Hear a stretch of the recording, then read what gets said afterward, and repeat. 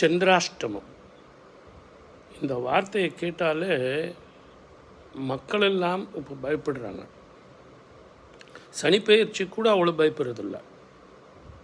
ஜோதிடர்களை விட சந்திராஷ்டமத்தை பற்றி மக்கள் நல்லா தெரிஞ்சு வச்சுருக்காங்க. 2.5 நாள், அது வளர்பிறையாக இருந்தாலும் சரி, தேய்பிறையாக இருந்தாலும் சரி, அந்த காலத்தில் வரக்கூடிய அந்த சந்திராஷ்டமத்திற்கு மக்கள் எல்லாம் ரொம்ப பயப்படுறாங்க. ஆனால் அவ்வளோ பயப்படணுமா? அது எதற்காக அப்படின்னா, சந்திரன் 8ஆம் இடத்துல மறையிறதுங்கிறது நிரந்தரமான புத்தியும் தெளிவான சிந்தனையும் தெளிவான முடிவையும் எடுக்க முடியாது அப்படிங்கிறது தான்.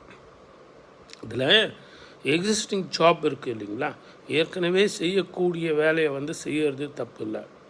புதுசாக வேலையை ஆரம்பிக்கிறதோ இல்லை புதிய ஒப்பந்தம் போடுறதோ இல்லைன்னா ஊருக்கு பொறுப்படுறதோ அதை மாத்திரம் தவிர்க்கிறது நல்லது.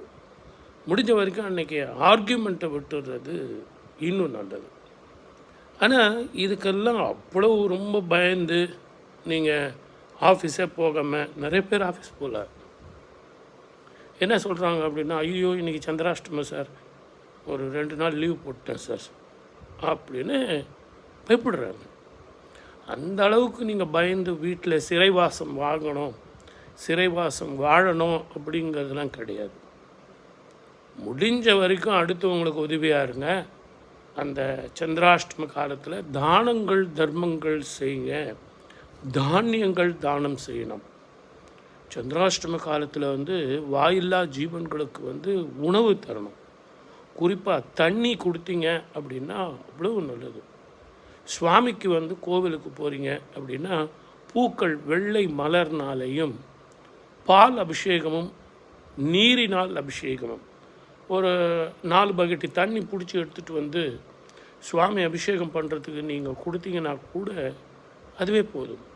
சந்திராஷ்டமத்துக்கு மிகப்பெரிய தீர்வு, ஒரு விலக்கு கிடைக்கும். உங்களுக்கு சந்திராஷ்டமம் இருக்குதுன்னு தெரிஞ்ச உடனே அந்த நாளில் நீங்கள் என்ன பண்ணணுன்னா, பயப்படாமல் கொஞ்சம் காலையில் எழுந்து பக்கத்தில் இருக்கிற கோவிலில் போயிட்டு இதெல்லாம் நீங்கள் செஞ்சு கொடுக்கலாம். என்கிட்ட பணமே இல்லை சார், ரொம்ப கஷ்டப்படுறேன், ஆனால் நான் எங்கேருந்து பூ வாங்கி கொடுக்கறது, பால் வாங்கி கொடுக்கறது அப்படின்னா, உடல் உழைப்பு.